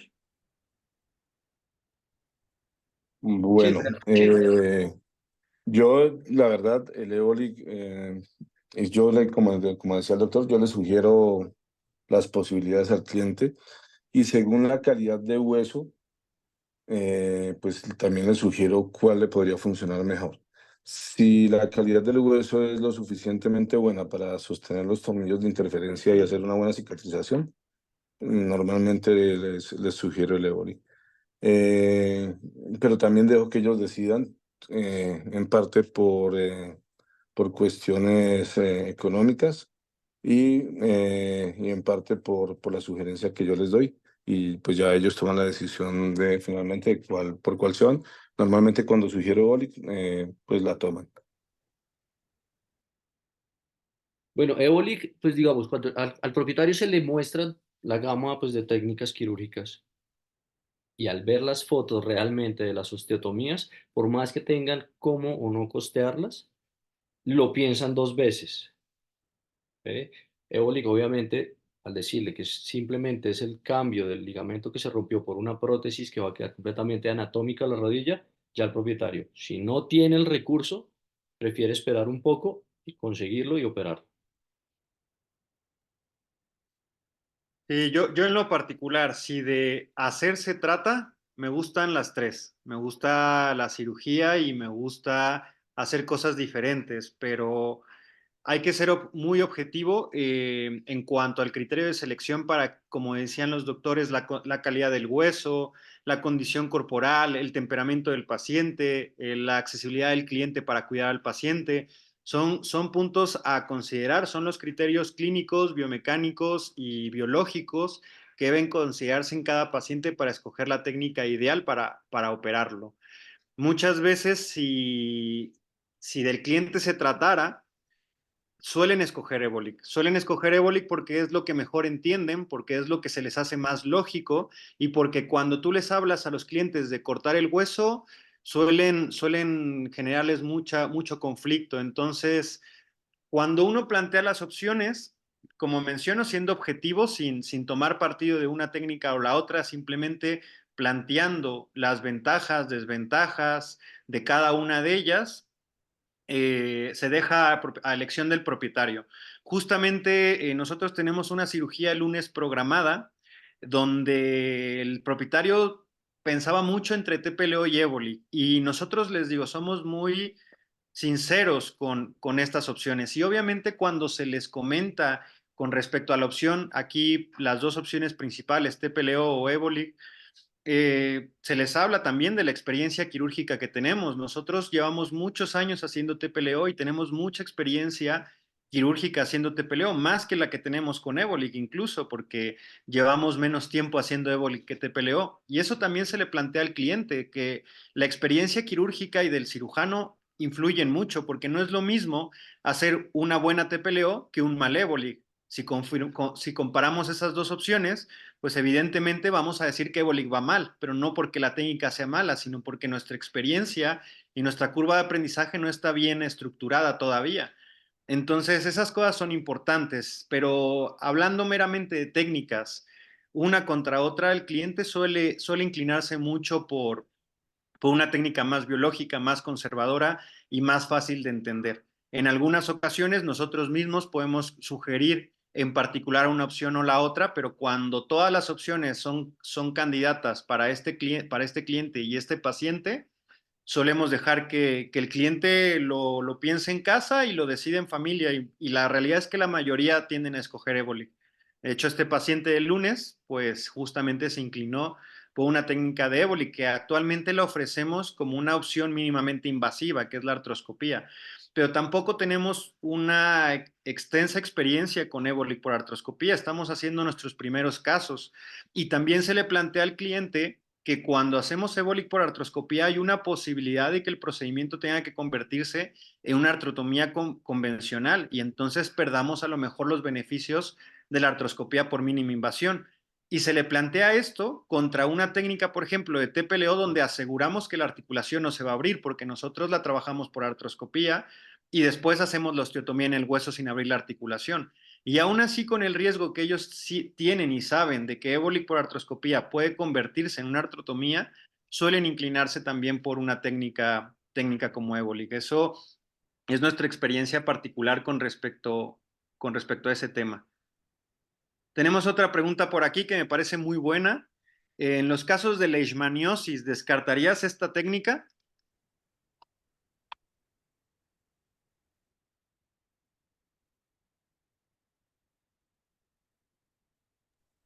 No sé si alguno de los doctores quisiera responder o tenga experiencia. Nosotros, en lo particular en México, leishmaniosis es rarísimo, pero sí, claro que ha habido casos, principalmente de pacientes que vienen del extranjero.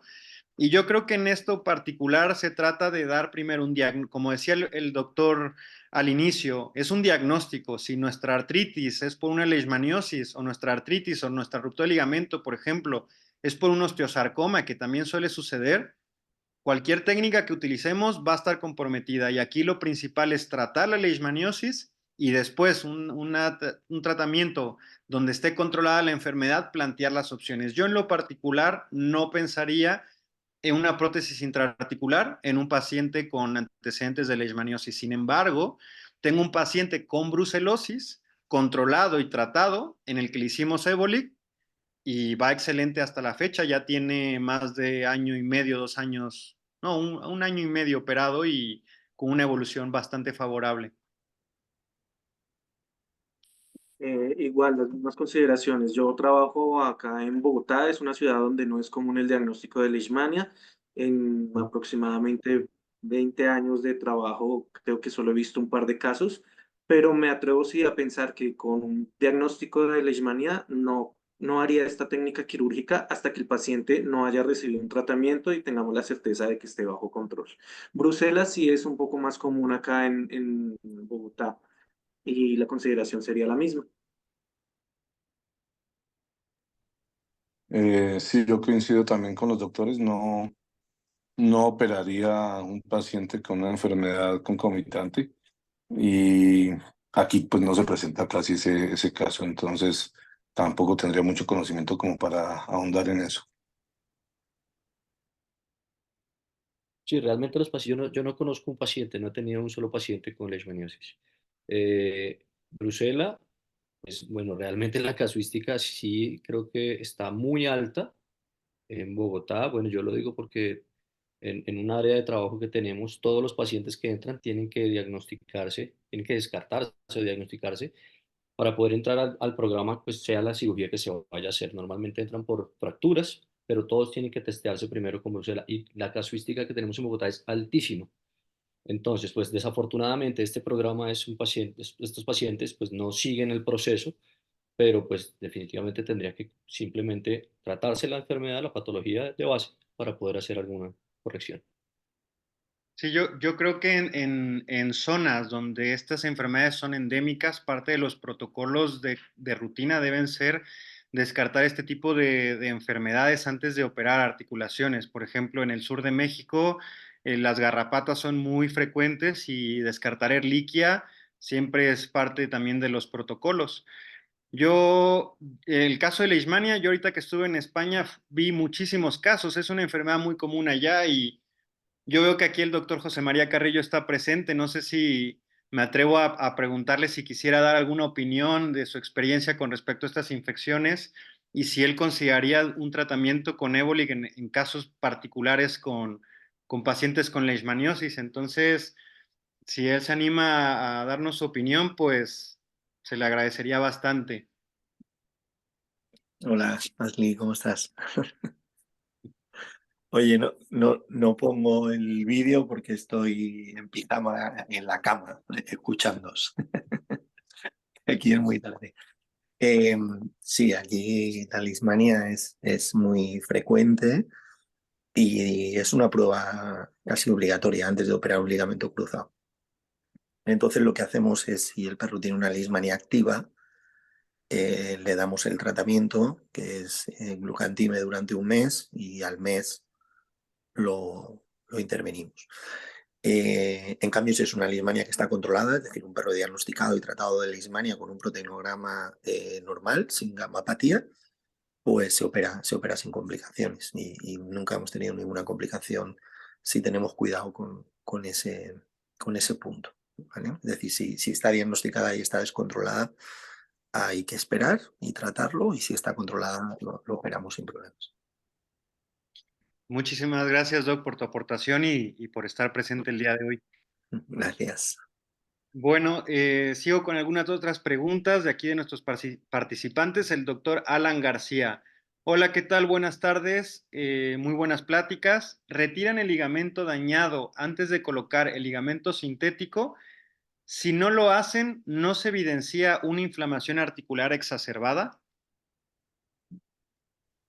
Adelante. Hola, yo la verdad prefiero cuando voy a hacer los túneles hacerlos casi que ingresando dentro del ligamento, los detritos del ligamento que quedan, los pedazos del ligamento que quedan. Si ya veo que hay alguna reacción fibrótica o alguna cosa que pueda llegar a molestar, sí la retiraría. Pero yo trato de dejar los partes de los ligamentos para que el proceso de cicatrización lo haga como envolviendo después las fibras libres del ligamento.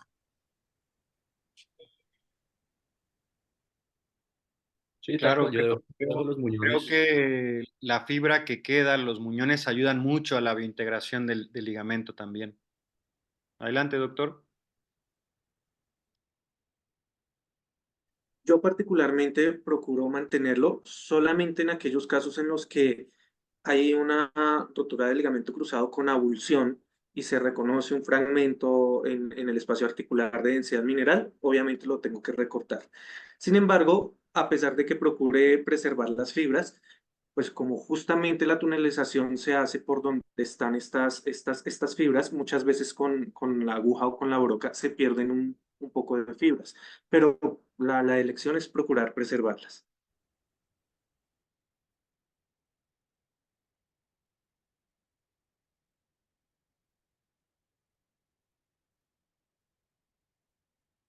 Sí, yo en lo particular retiro un poco de las fibras, no todas, retiro un poco de las fibras para no tener mucho obstaculización para pasar la prótesis, a veces dejar demasiado residuo queda en los túneles y dificulta un poco el paso del ligamento, pero en particular sirven mucho los muñones, como mencionaba el doctor hace rato. Los muñones son la guía para saber dónde va el túnel. Y esta es una técnica isométrica, por lo cual debe ser preciso el sitio donde se realiza el túnel. Y el sitio donde se realiza es justo donde estaba el ligamento original. Entonces, quitar un poco para que no dificulte el paso del ligamento, pero dejar los muñones también, que nos van a ayudar a integrar el implante. Con respecto a reacción por dejar muñones de ligamento roto, no está realmente demostrado. Hay muchos cirujanos que dejan las fibras, otros que las quitan. Solamente hay artículos en el caso de los boxers que sí reportan que puede haber una reacción a las fibras persistentes del ligamento roto, pero en lo particular, yo he operado muchos boxers y se quedan muchas veces fibras de ligamento original o nativo en algunas técnicas como osteotomías y no he visto ningún problema. En el caso de artroscopía se retiran para mejorar la visualización de la evaluación de los meniscos, porque si no lo retiras, obstaculiza mucho la visualización del caso de los meniscos. Aquí tenemos otra pregunta que también me parece bastante buena y es una pregunta común en este tipo de presentaciones y es, aún son pacientes con TPA muy alto, se considera realizar Ébolic en pacientes con el plato tibial muy inclinado y si el uso de ácido hialurónico es de alguna especificidad en particular.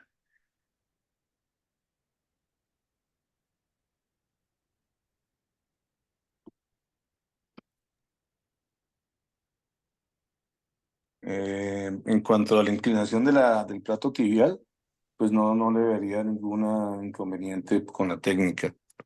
El ácido hialurónico, la verdad, lo hemos usado, pero poco, no lo he usado mucho y en estos casos no lo he usado, la verdad.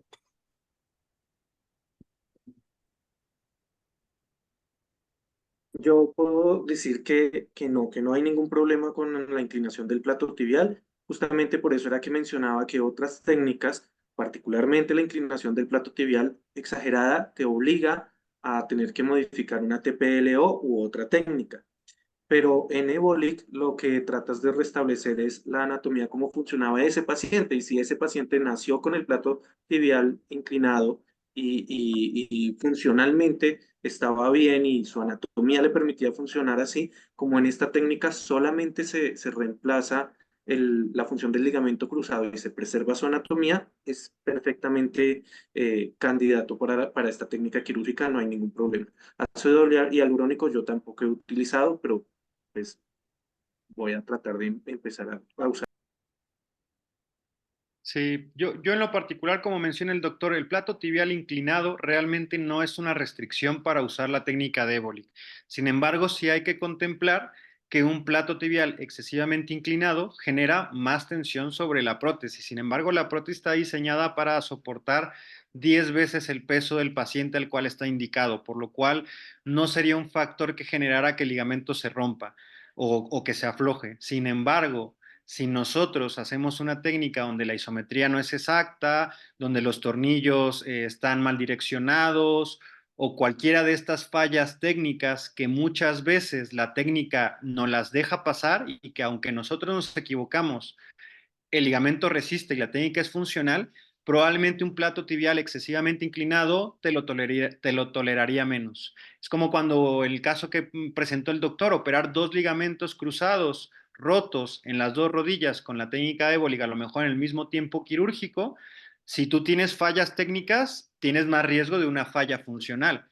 Si la haces de la manera correcta, no tiene por qué haberlo. Y aún fallando con cuestiones técnicas, el procedimiento puede ir bien. Entonces yo solamente consideraría eso. Sí está indicada, sí lo va a soportar, a pesar de que esté sometido a un poco más de estrés que lo habitual, pero si nosotros tenemos errores técnicos, nos arriesgamos más con un paciente con condición corporal elevada, con un paciente inquieto, con un paciente con el plato tibial muy inclinado. Entonces, considerar nada más estas cuestiones, que hay que ser un poco más precisos con la técnica en casos particulares como estos. Vale, por el momento ya no hay más preguntas. No sé si alguno de los doctores quiera hacer algún comentario, alguna ¿Algún comentario, alguna indicación, especificación adicional a la técnica? Pues creo que ese es el objetivo de estas pláticas, que compartamos nuestra experiencia clínica desde la perspectiva de diferentes cirujanos. Para mí fue bastante enriquecedor, espero que lo haya sido para ustedes.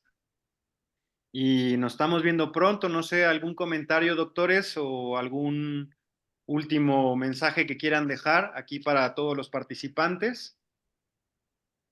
No, yo por ahora despedirme de todos, agradecer por la asistencia a todos y nada, pues entre todos si vamos empujando hacia mejores técnicas, vamos mejorando los servicios veterinarios y mejorando la calidad de la profesión. A María también muchas gracias, al doctor Ashley, muchas gracias por la presentación, hasta luego, y a los colegas que estuvieron en la presentación. Chao, Héctor, gracias. Igual, muchas gracias María, muchas gracias doctor Ashley, muy agradable este webinar. ¿Qué puedo decir? Que conozco el CLEMI porque afortunadamente he hecho talleres de cirugía de mínima invasión allá y recomendadísimo, es un excelente lugar, es una excelente certificación que se puede hacer y muchas gracias por todo. Hasta luego, Julián, gracias. Bueno, pues muchísimas gracias a todos ustedes. Doctor Daniel. A ustedes, doctores, muchísimas gracias, María, muchísimas gracias por siempre estar pendiente pues, con las solicitudes que hago y nada, y a los colegas que asistieron a la charla. A ti, excelente charla a todos, así que muchas gracias por participar. Gracias, Ashley, por hacer de presentador y dar tus recomendaciones y tus tips de experiencia. Creo que son muy nutritivos para todos, así que gracias por compartirlo. Yo voy a dejar en el chat mi email por si alguien quiere preguntarme, si tenéis dudas, próximos cursos, cualquier cosa, me podéis contactar allí sin problema. Y no sé si, Ashley, ¿quieres decir algo más? No, pues muchas gracias por su participación. Agradecer al doctor José María Carrillo por siempre también su disponibilidad y aportación, que siempre son de bastante provecho. Y también que sepan por experiencia propia que cuando se les da el acompañamiento y capacitación en los talleres y cursos de Evolic, no terminen el curso, sino como ya vieron el doctor Daniel y el doctor Julián y todos nosotros, tenemos por experiencia propia y vivida que la empresa nos acompaña siempre, que están siempre al pendiente. María está siempre al pendiente del seguimiento de nuestros casos, escuchando nuestras recomendaciones personales, desde cómo mejorar la técnica para que para nosotros como cirujanos sea cada vez más fácil. Y se discute con todo un equipo que ellos tienen de bioingenieros, de médicos, de cirujanos, donde empiezan ellos a perfeccionar esto. Y hay que saber que aunque actualmente la técnica es muy buena, siempre queda espacio para ir mejorando sobre la marcha. Y se mejora gracias a todos ustedes y sus experiencias y comentarios. Entonces, pues bueno, muchas gracias por todo y estaremos al pendiente de cualquier otra duda que surja. Muchas gracias. Chao, Ashley, gracias. Chao.